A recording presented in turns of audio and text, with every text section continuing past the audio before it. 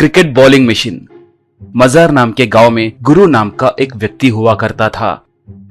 वो बहुत लालची था। वो गांव में लोगों को ब्याज पे पैसे देता था। एक बार उसके पास उस गांव में रहने वाला पाटिल आया।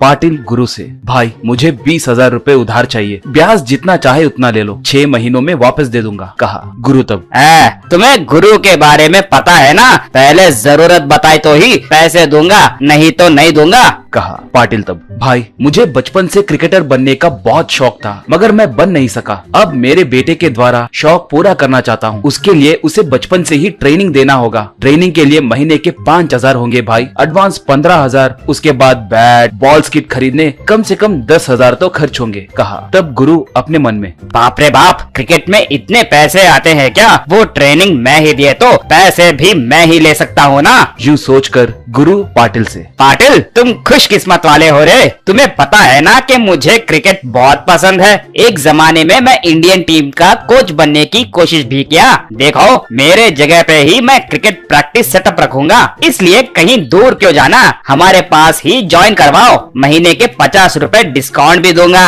वो पैसे मैं ब्याज में काटूंगा, मगर समय पे ब्याज भर देना, ठीक है, कहा। तब पाटिल ठीक है कहकर वहाँ से चला गया। बाद में गुरु अपने पहचानत के थोड़े लोगों की मदद से उसके जगह पर क्रिकेट प्रैक्टिस सेटअप को रखा।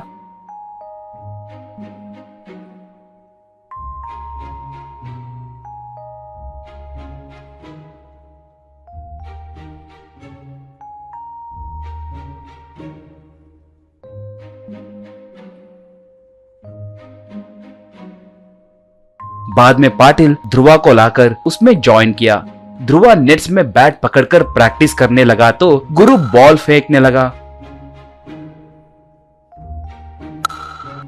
ऐसे थोड़ी देर बैटिंग करने के बाद ध्रुवा गुरु से, अंकल आपको क्रिकेट खेलना आता कि नहीं? वैसे भी मैं तुम जैसों के साथ नहीं खेलता, बॉलिंग मशीन है तो ही मैं खेलूंगा, नहीं तो मैं कल से नहीं आऊंगा, कहा।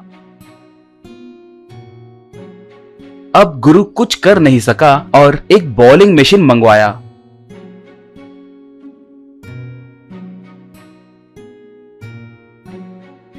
बाद में ध्रुवा उससे प्रैक्टिस करने लगा।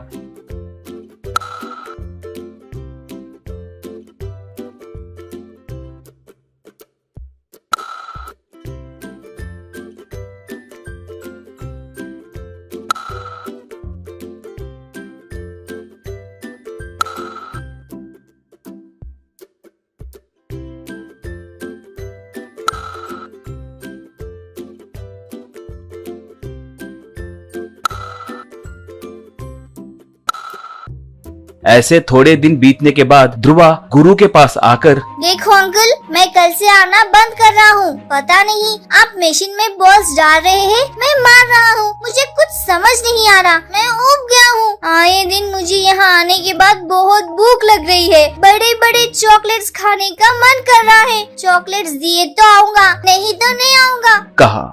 गुरु तब, मेरे बाप ऐसे मत करो, मैं तुम पे ही आस रखे बैठा हूँ, तुम्हें तुम्हारे दोस्तों को भी लाना है, तुम जैसे 100 लोगों को कोचिंग देकर मुझे बहुत पैसे कमाना है, हो सके तो इंडियन क्रिकेट टीम का कोच भी बनना है, इसलिए मैं तुम्हें चॉकलेट दूंगा, अब आ जाओ, कहा। ध्रुवा मान गया। अगले दिन से गुरु ध्रुवा से प्रैक्टिस करवाना छोड़कर उसे चॉकलेट्स देने लगा। इससे ध्रुवा चॉकलेट्स खाते हुए बैठकर टाइम होते ही घर चले जाने लगा। ऐसे 1 महीना बीता। एक बार ध्रुवा कोचिंग सेंटर को नहीं आया तो गुरु उसके घर गया।